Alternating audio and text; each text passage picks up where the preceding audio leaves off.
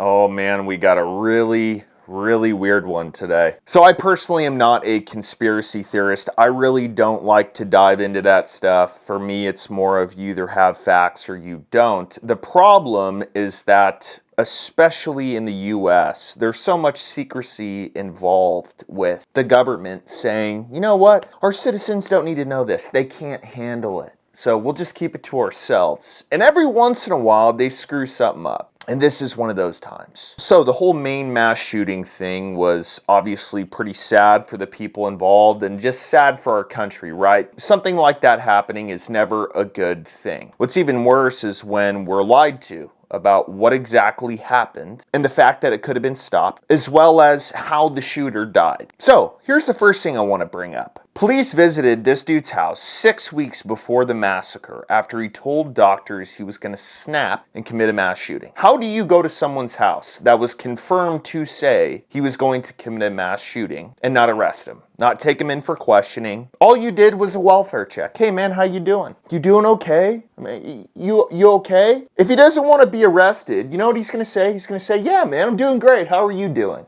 You want a cup of coffee? Maybe a cup of mind your own fucking business? Like, he's going to say whatever he needs to say in order to get them out of his house. But no, you guys did a welfare check instead of saying, okay, this is probably someone who we should at least take into question. But you guys completely dropped the ball. And then you want to blame these types of situation on guns. You want to say, well, we need gun control. How about you do your job? How about that? No, you don't want to do that? Okay. So then we get to kind of the crazy part of this. There's a news company out there called the Daily Mail. I don't know who owns it. As are most news companies out there, they're probably owned by someone who wants gun control, who wants America to turn into just some soft place. It's the only real way I can say it. But they put out an article after supposedly this guy committing suicide. And when the articles originally came out about this guy committing suicide, I just kind of thought to myself, before I even read anything, why would a guy go shoot up a place, 2 places, then make the attempt to evade law enforcement for 48 hours, which didn't seem like it was that hard, and then be like, you know what, I give up. I'll just shoot myself. Does that make any sense for the people in the government who cover psychological stuff? How does that make any sense in terms of psychology? If he wanted to kill himself, he would have just stuck his ass in one of those places, probably took everyone out, and then took himself out. What is the point of going and just being like, you know what? I'll evade him for 2 days and then I'll do it. Probably be super hungry for those 2 days, probably not have a lot of water. But no, I want to do this. That makes no sense. None. And then it gets worse. Then they put out an article saying that there's chilling drone footage about how he ditched his car near a secluded path and then took his life in the woods. Okay, remember woods. Does that look like woods to anyone? It's a pretty wide open area. His body was supposedly found in the back of this industrial tractor trailer place. Yeah, that's exactly what he wanted to do. He wanted to go and do this whole thing, escape for 2 days, and then die in an industrial tractor trailer lot. And you think anyone is buying that? Okay. And then we get to the big mistake, which is why everybody is questioning this whole thing. The same company, the Daily Mail, originally put out this article. Maine mass shooter is found dead in the woods. In the woods, okay?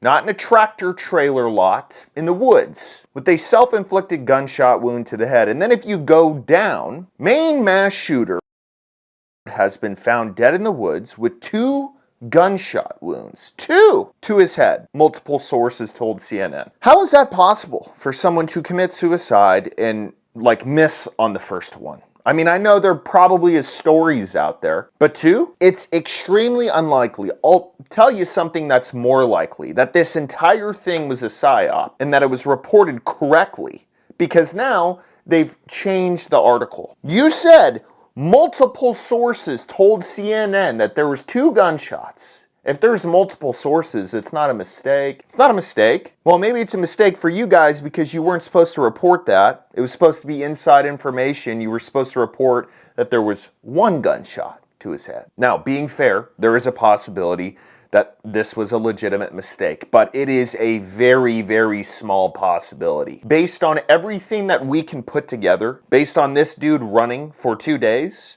and then deciding to do it, based on all the reporting that there was 2 gunshots, not 1 to his head? Probably not. So what can we take from this? I mean, my God. 1, there's some sketchy crap going on. 2, law enforcement, or whoever handled the issue of this guy saying that he wanted to commit a mass shooting, going over to his house, doing a welfare check, you guys dropped the ball. I do want to start right at 7:45 last night when Mr. Card was located deceased from a self-inflicted gunshot wound.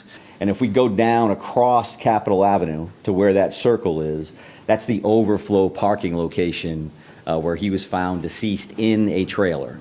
There should be no talk about guns. There should be no talk about anything regarding the mass shooting except for we're praying for the people who were involved and their families. The only thing that should be brought up in any sort of news conference, out of the White House, anything, is why was this guy not arrested? Oh, well, he said he was okay. Normal people don't say that stuff. They don't make threats like that, especially with how many happen in this country. People who aren't thinking about doing something like that aren't saying stuff like that because guess what? They know that they're going to be arrested, even if it's a joke. But for some reason, oh man, they just let them go. This is on law enforcement. It has nothing to do with guns. So shove your gun control. Shove it.